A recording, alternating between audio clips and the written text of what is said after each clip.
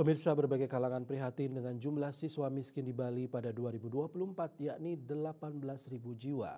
Mereka ini yang sebenarnya memerlukan program prioritas pemimpin Bali di kabupaten dan kota serta provinsi Bali pada tahun 2025 sampai mereka bekerja.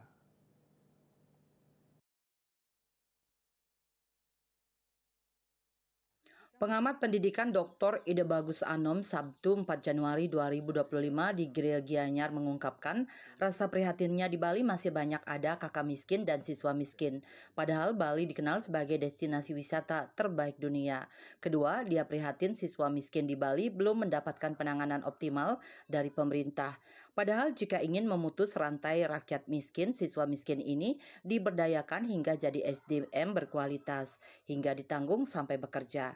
Padahal jika ingin memutus rantai rakyat miskin, siswa miskin ini diberdayakan hingga jadi SDM berkualitas hingga ditanggung sampai bekerja. Mereka ini yang akan meningkatkan kesejahteraan keluarganya sekaligus memutus status kakak orang tuanya dan tak lagi melahirkan kakak miskin baru. Ide Bagus Anom berharap pemerintah harus bisa memastikan semua siswa miskin bisa menempuh pendidikan minimal SLTA hingga bekerja. Beasiswa bagi siswa miskin yang ada selama ini hanyalah SMA dan SMK Bali Mandara.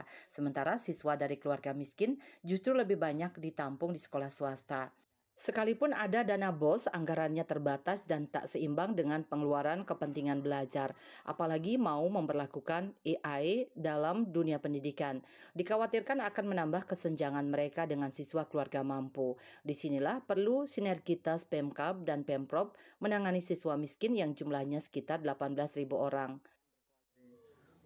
Di pendidikan perlu menjadi perhatian kepada siswa miskin menjadi prioritas. Salah satu diantaranya adalah bagaimana mereka semua bebas dalam hal biaya pendidikan, biaya segala sesuatunya, apa itu WP3-nya dan segala macamnya. Bila perlu, kalau perlu adalah sampai pakaian, buku dan seterusnya. Semua sarana prasarana yang diperlukan oleh siswa miskin itu menjadi katakanlah tanggung jawab pemerintah provinsi dan pemerintah kabupaten.